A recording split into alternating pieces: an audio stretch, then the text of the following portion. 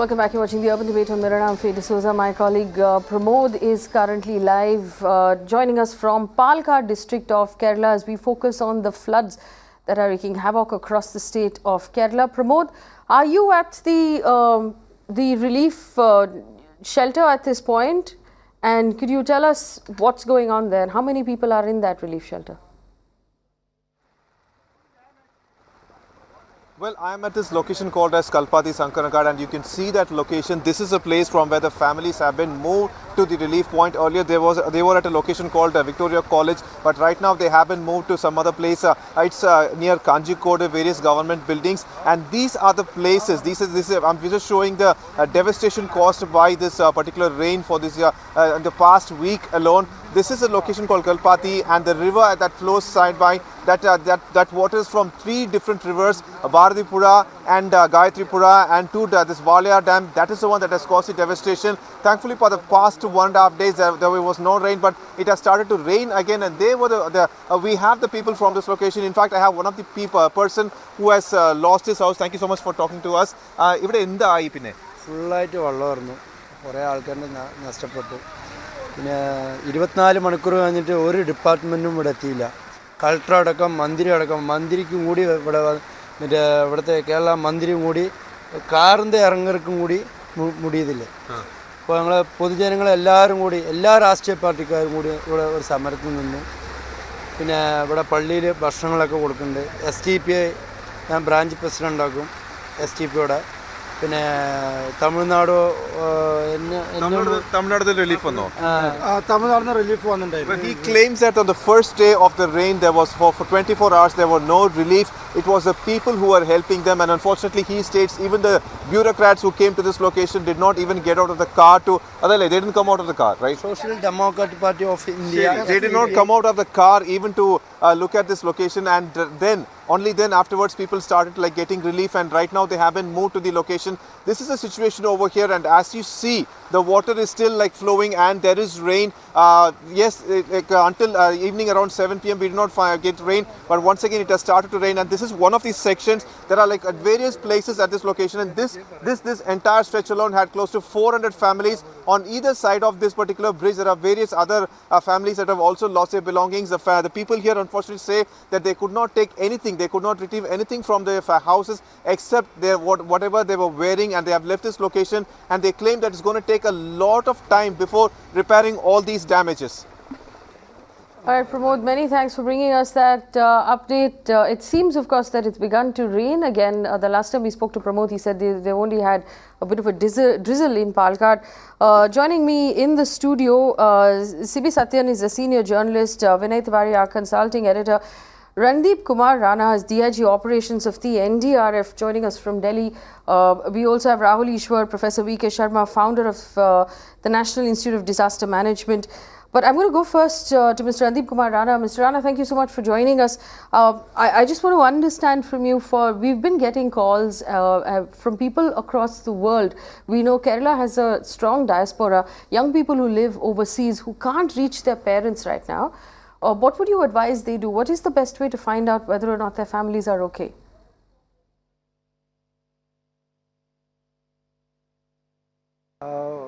Good evening, Faye. Actually, Kerala since last 1 week, since there are continuous rains, and there's no doubt people are suffering a lot.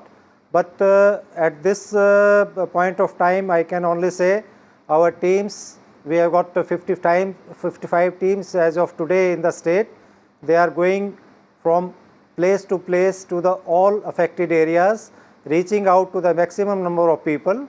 And my appeal to the people is, if you are staying in a Pakka house, double-story house, though we understand there are a lot of sufferings, requirement of provisionings are there, but still my appeal and request to all such people is, please stay put in your Pakka houses if they are safe, and if water level is not that high, don't try to come out of the safety of your already Pakka houses, because I can, from the trend of the rivers and the rainfall, the respite will definitely start coming from tomorrow onwards.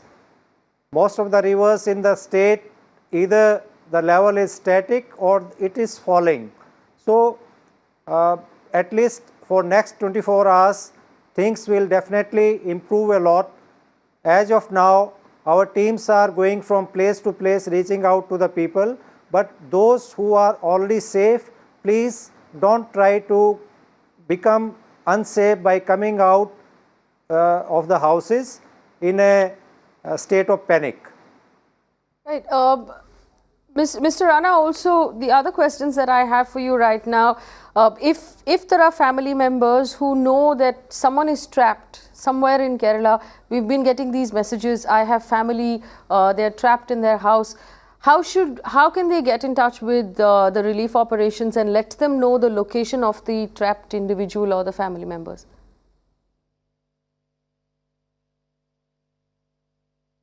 Like, we are getting so many calls almost every hour for people who are anxious to know about welfare of their family members or relatives in the state, and all the numbers, be it of SEOC Kerala State or National Emergency Control Room at MHA Delhi or NDRF helpline number, they are on the respective websites. If there is anxiousness to know about the welfare, please do call or drop in a message on WhatsApp. We will try to reach out to the family members in the Kerala, and we will try to call back as many people as we can to intimate them about their welfare.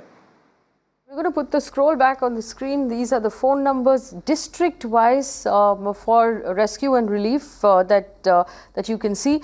Let me also ask Mr. Rana, what do you think is necessary right now? How can people from other parts of the country help out those in Kerala, Mr. Rana?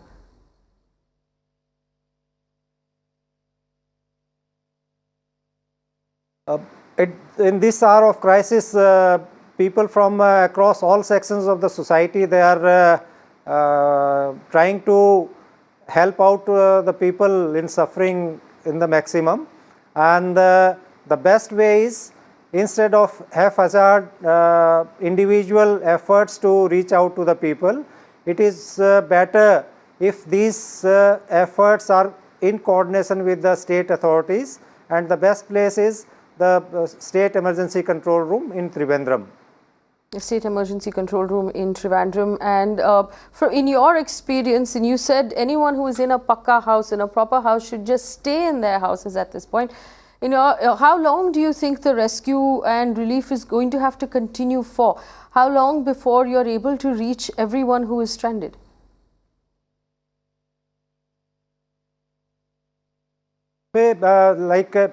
I have got first-hand experience of working in Srinagar floods and Chennai floods, and out of that experience as a rescuer, and because of that only I am appealing to the people, those who are already safe in pakka houses, the best bet as of today is to stay put in the houses and don't try to come out, get evacuated out of panic. The basic necessities, definitely water, food, medicines, etc., they will be in dire need of it, but it's a matter of few hours only, and I am confident tomorrow afternoon onwards things will start improving on a bigger note. Things will start improving on a bigger note tomorrow afternoon onwards. We also have Professor V.K. Sharma, founder of the National Institute of Disaster Management, joining us in Noida. Professor Sharma, thank you for joining us. There have been people who are asking questions about should this now be called a national crisis or a severe crisis. Severe crisis is the correct term. What is the difference between a severe crisis and just a crisis, and what would you term this one, Mr. Sharma? Professor Sharma. No, it's you are right. I mean, the disaster is a mega disaster. For example, the Odisha super cyclone, it was totally unprecedented. And same thing was Chennai, Chennai flood. And I will place, this calamity also of the same order. Because Kerala has never faced, this kind of disaster in last, not 100 years, but I will say that in the history of disaster management, they have not seen this kind of flood, where 13 districts, including Trivandrum, is affected. And so I think we should not go on in this that whether it is a mega disaster or a complex disaster or which kind of calamity. I think the most critical thing now is personal safety and the government. I think Professor the state Sharma, government forgive and me, central I have to, government are doing their best. Of Kerala, not as much addressing the media as answering questions, which is also a very heartening thing to see a chief minister do. So what he was doing was fundamentally answering questions. Some of the interesting things that he did say, they talked about a shortage of petrol. One of the reporters asked, there are long lines at petrol stations. What's going on? Is there a shortage? And he accepted. He said the problem is that the petrol has to come in through on roads, and there are landslides. The roads are blocked right now. So the access to petrol has actually come down in the state, and there is a shortage for petrol, of petrol at the petrol stations. He also talked about compensation. He said the government will announce compensation for those who have suffered loss of life. And he said we're trying our best to make sure rescue operations reach every corner of the state. Also, the army is with us, he said, and obviously we know the army, navy and the air force are currently in action in Kerala. And he said the government is doing everything it can. So the fact that there is a shortage right now of petrol, and that, these are the things that we only realize after a disaster happens. And I'm going to go back to Professor Sharma. Professor Sharma, the Chief Minister has accepted that there is a shortage of petrol, and this will be one of the many, many things that come into the state of Kerala on, trucks and by road, which will be a shortage, along with milk, for example, which is a direct shortage right now. Yes, I think because there is no electricity, so there is I also heard him that there is a shortage of petrol and diesel and all these things. So definitely, I think this will be a major requirement. In fact, there is an international criteria. There is a PDNA, post-disaster need assessment. So we will have to do the PDNA and find out that what is the requirement now, immediately, and for several days, because Met Office is saying that up to Saturday, the rain will continue, in some of the districts, and there is red alert in 9 districts, and in fact in all 13 districts. So I think there is a need of PDNA which should be conducted by the state. They should find out the need, food material, petroleum, milk, as you rightly said, baby food, and etc. And this kind of thing which can be given to the people, because now there is a Kerala Disaster Management Authority, and the Kerala is also having a state plan. So definitely, they might have this material stored, and that can be utilized, as for relief purpose. Because I am Vice Chairman Sikkim Disaster Management Authority, yes, and we have all arrangement in case there is anything happen, then at least for 1 week, we can give supply, to the to our people till it comes, from central government or from other sources or adjoining state. So this kind of arrangement is there with every state. So I'm sure that Kerala will manage it. But I think there are 2-3 requirements which is very important today. One is PDNA, this post-disaster need assessment, which state should do, state authority should do. Yes. And the second one is that, we should work for search and rescue, because this is the major operation which not only NDRF, but the state force and police should also join it. Okay. And I think the Army, Air Force, they are all working in it. So I think search and rescue, this is the major issue today. Yes, in fact, that's the question Kerala. I want to take to Randeep Kumar Rana, DIG Operations, NDRF. Mr. Rana, the Chief Minister has told us that there is a shortage of petrol right now, and obviously, like pointed out by Professor Sharma, when there's no electricity, people will use their generators, that will use up diesel. Have you picked up any of this information from the ground, from your people who are in Kerala? Is there a shortage, and will that affect relief operations?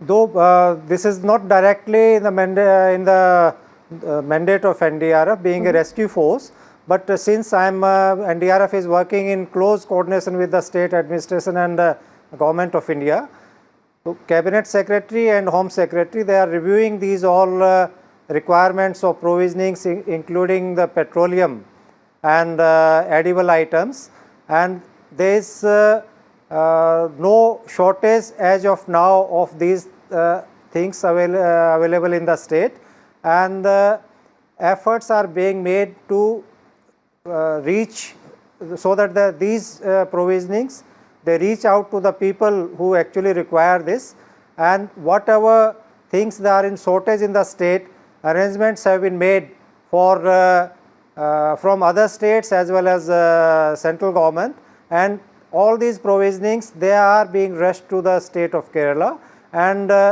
as per my knowledge, the Kerala state has been in adequate storage of all these items, and the immediate requirement is in a phased manner, if these things are distributed, efforts of which are on. Efforts which are on. And Mr. Rana, I know that you have to leave in a little while, but I want you to just reiterate your advice for the citizens of Kerala, what you think they should be doing in the meantime while the rescue operations are underway.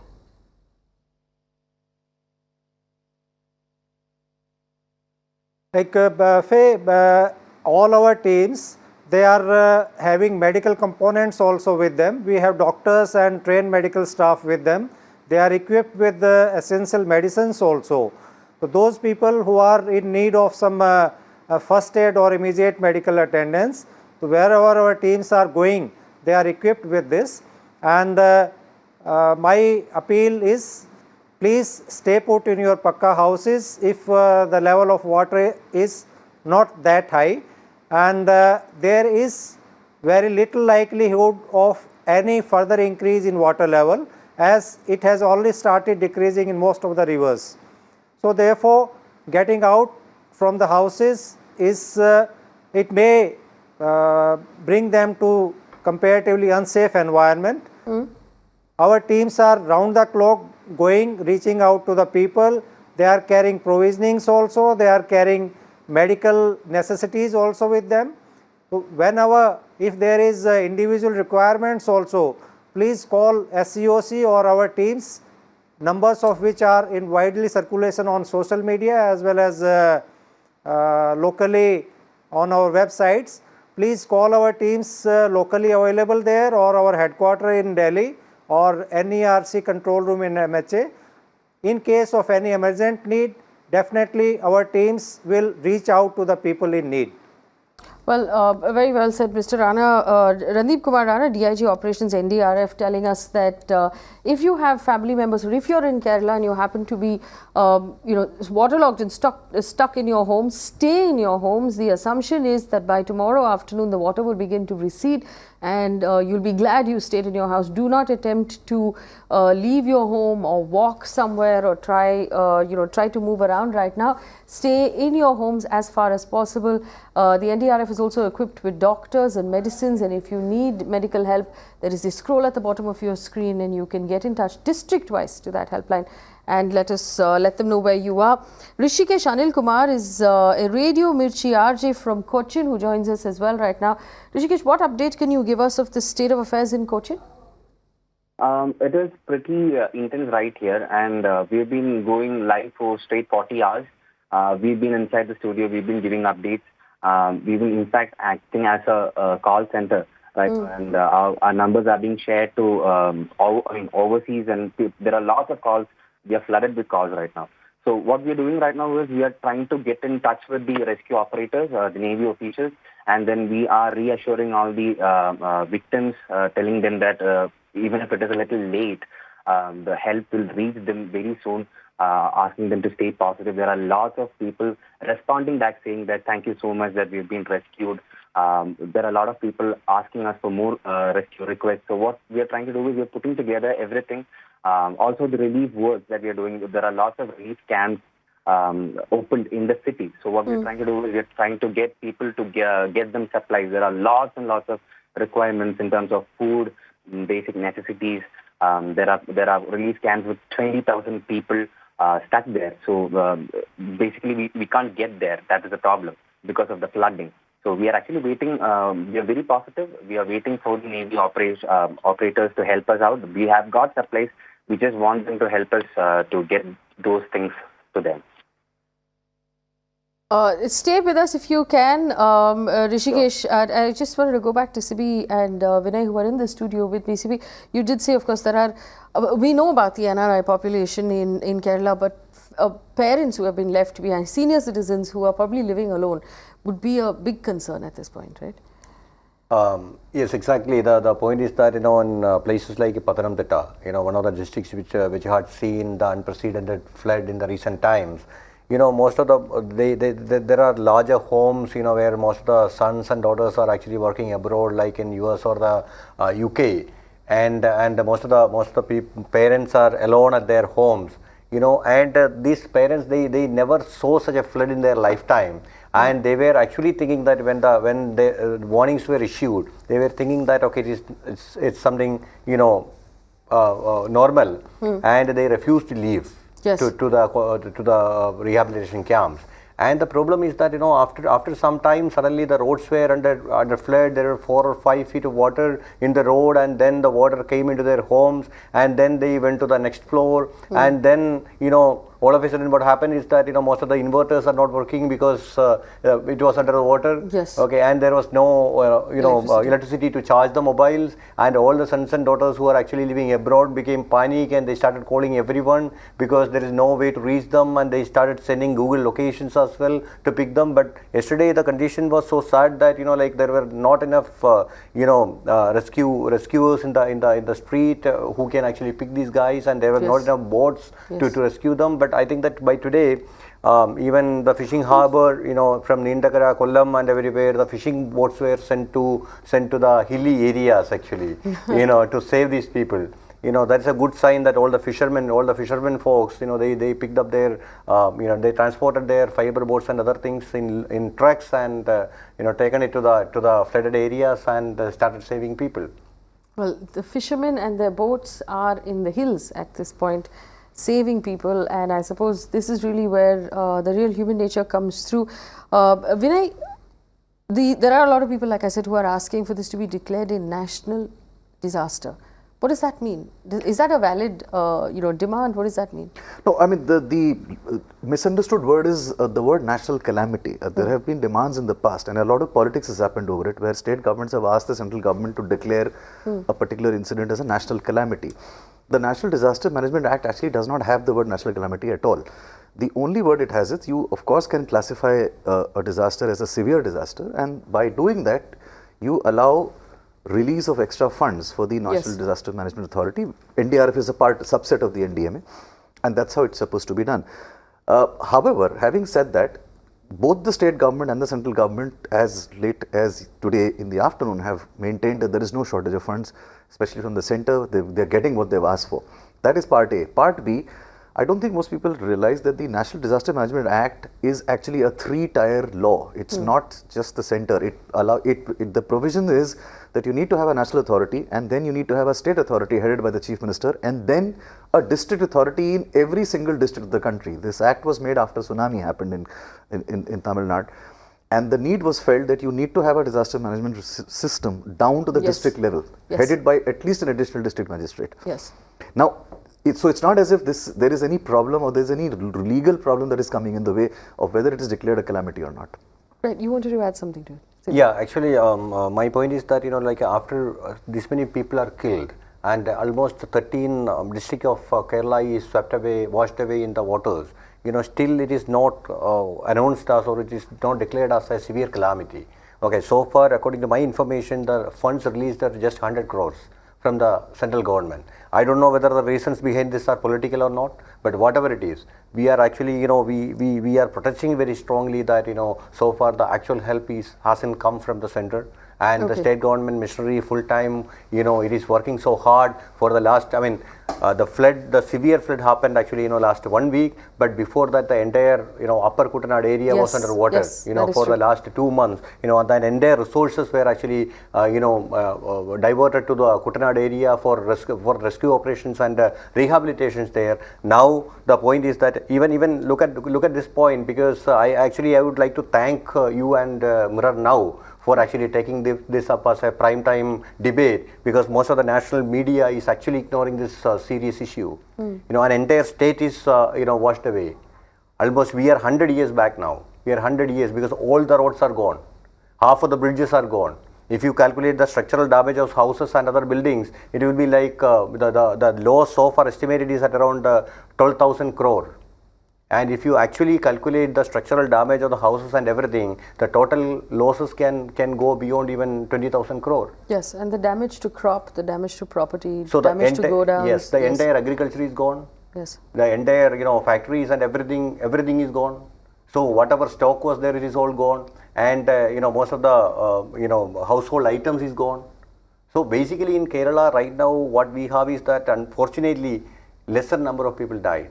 And most of them died because of the landslides and maybe some incidents of electric shock and everything. And otherwise, so far, the government machinery, the disaster management, everything together. So your reaction to the state government's response has been good. You believe the state government has done a good job. Yes. Across party lines, everybody came together and they put up a brave face to save the state actually. And I think that's really worth mentioning at this point. There is nobody in Kerala or who would say that the state government did a bad job. Everybody seems to agree.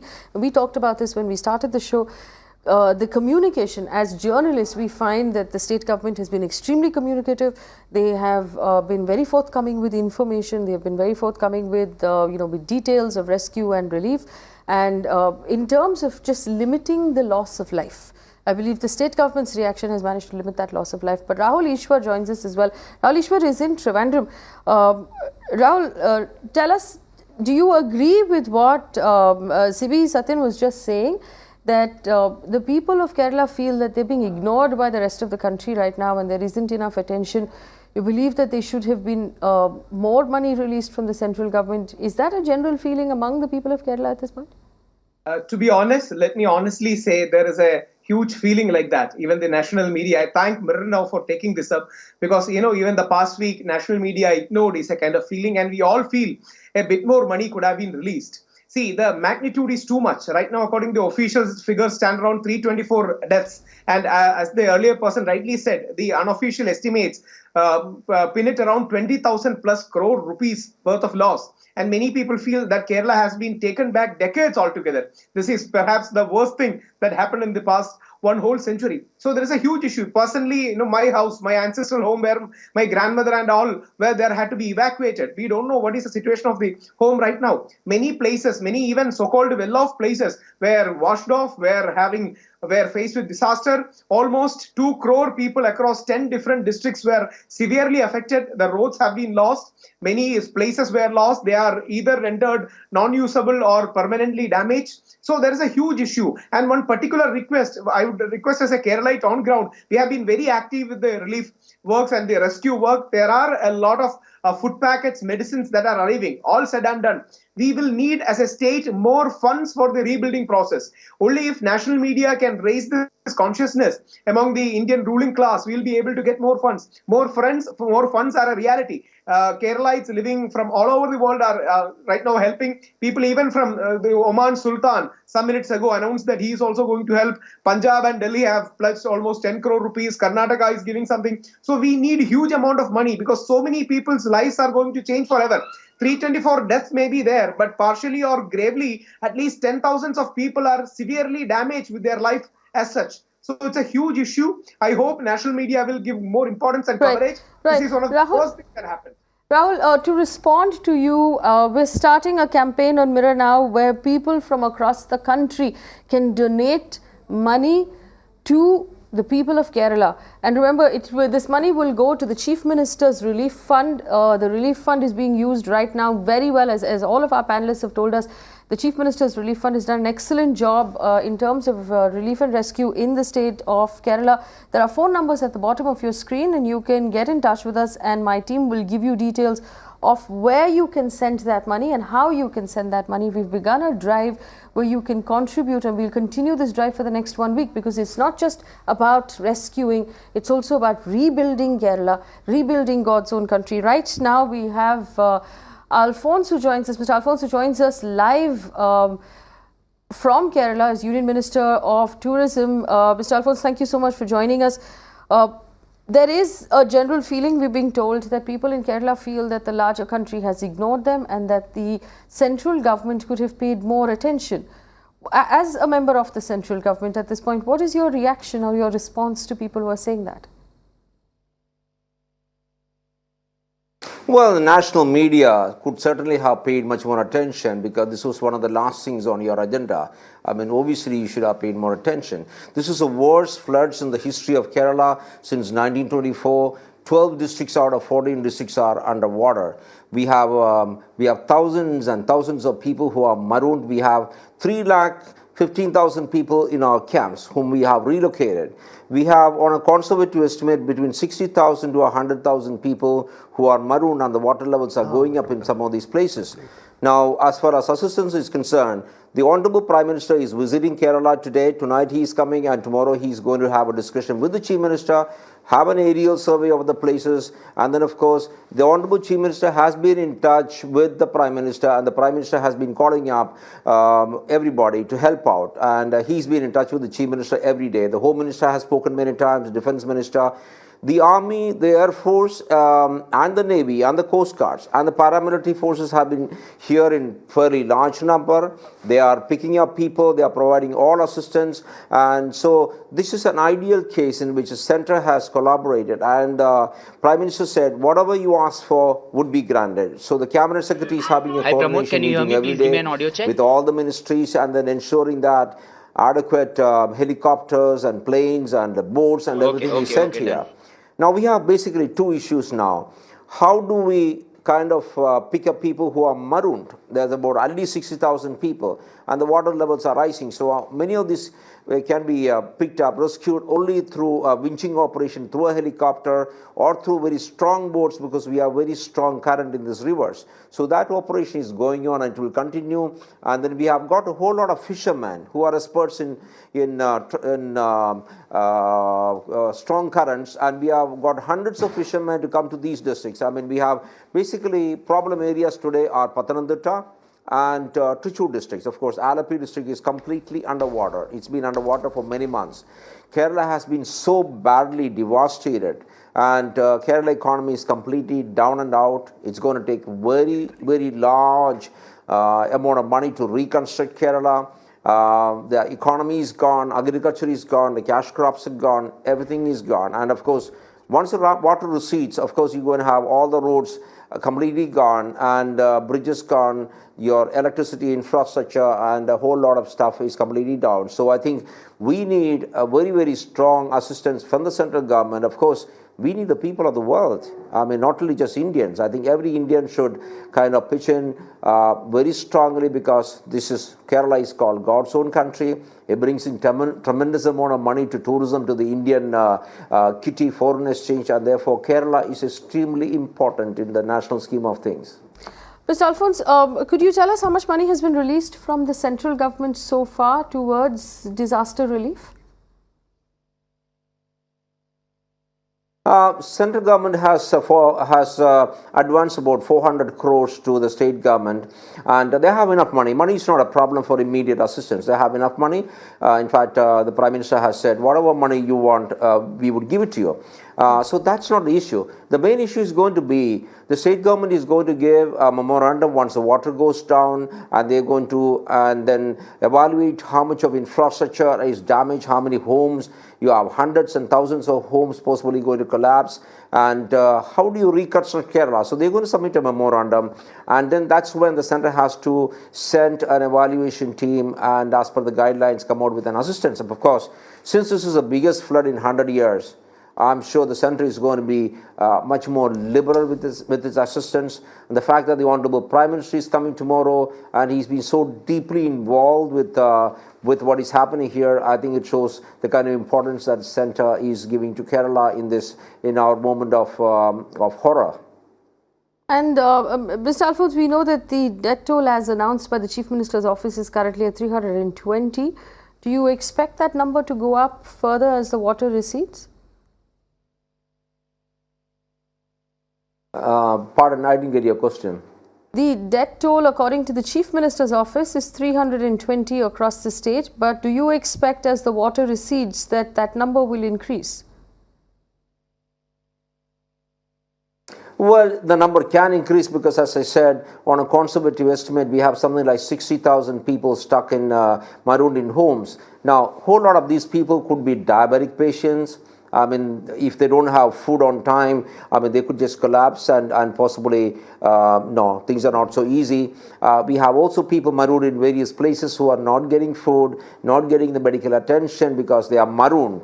And therefore, this is a situation which is extremely difficult to handle. But the center, along with the state government, I mean, I think we are doing a fantastic job. And but still, we just need to reach out to more people. And what help can the rest of the citizens of India provide to their brothers and sisters in Kerala at this point, Mr. Alphonse?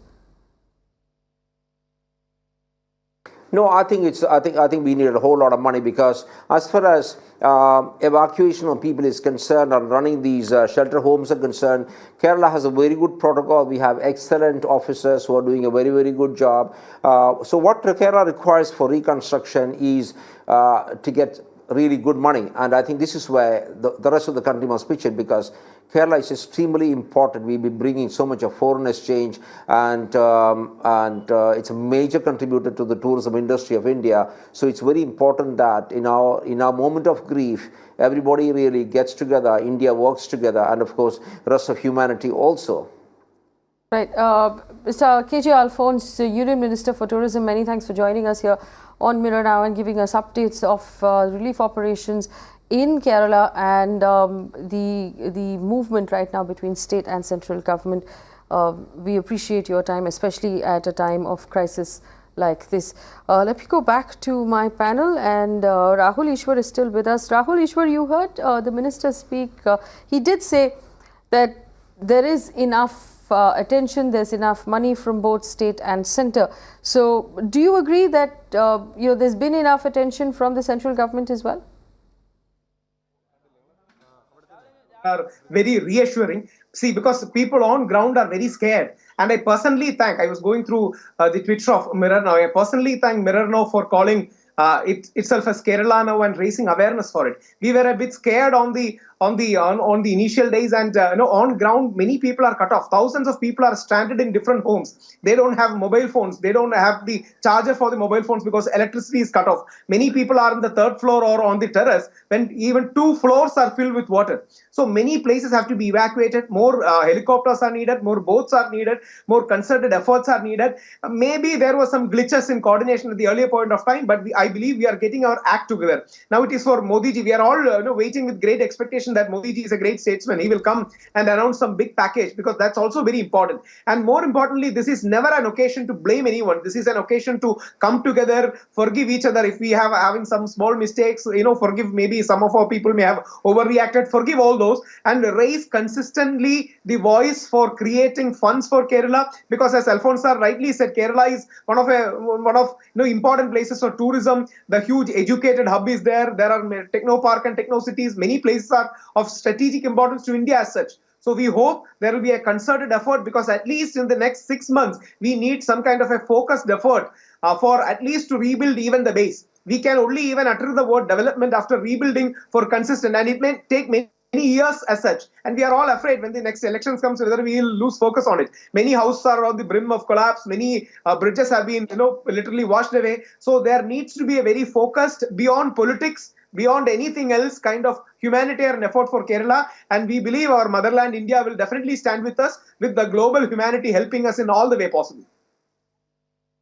Well, Rahul Ishwar, just to reiterate the point that you were making, that Kerala is going to have to be rebuilt. Here at Mirror Now, we've begun a drive where people can donate money via the Times Foundation, and all of the money that you send in right now to the Times Foundation will be sent to the Chief Minister's Relief Fund for rescue relief and then the rebuilding of Kerala. Vipin Krishnan, General Secretary of the All India Institute of Medical Sciences Nurses Association. Mr. Krishnan, I want you to again tell us what citizens in Delhi can do if you're in Delhi at this point and you want to help out in any way. Mr. Krishnan has drop-off points at various hospitals where you can drop off articles. Mr. Krishnan, can you tell us what can be done in Delhi? If I'm a citizen in Delhi, what should I be doing? Okay, Faye, before coming to that, Yes, I have a few points that has to be highlighted here. If you are still discussing, it will be quite unfair that if you are still discussing whether it is a calamity or disaster, because calamity is a thing that can be constrained to a specific area that can be managed by a state, which involve less life and less property. But the damage, the extent of damage that has been caused due to this disaster is not a thing. The extent is unimaginable. See, you should get to the point that we have received 37.5% extra rainfall, 58 dams which is being operated by the Kerala State Electricity Board, and 22 dams which is being operated by the Water Resources Department is in full capacity. All the gates of dams are opened. It's heavily raining. It is flooded. Majority, the 13 districts are under red alert. And many of the places have been stuck. The transportation is not proper. Then our Chief Minister has asked for the Centre for a relief of 8,316 crores. See, when you're looking to the rehabilitation process and to the camp issues related to camp, in a camp in Wayanad, we are having around 20,000 inmates. A 30 quintal rice is needed at a time. The extent of help that we require in terms of money and material is not as we think. The extent is very huge. We have lost around more than 300 of life. We need rice, drinking water, dal, sanitary napkins, toothbrush, toothpaste, undergarments, blanket, and anything that we get that will be a big help for the Kerala. And another important point is regarding the medications.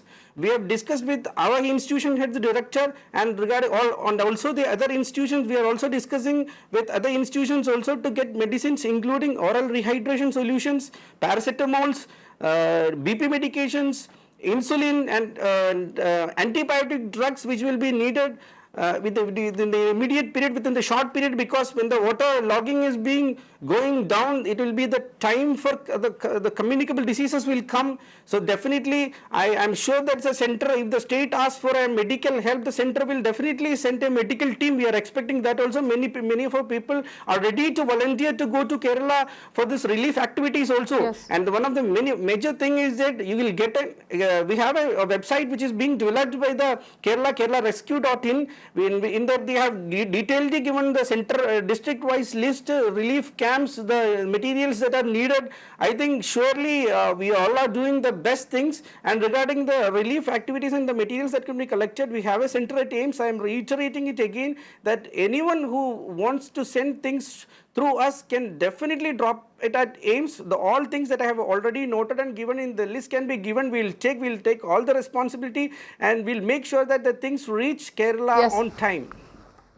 All right. Very quickly, before I wrap up, before I take a break, Mr. Krishnan, where can people in Delhi drop off relief articles if they want to donate?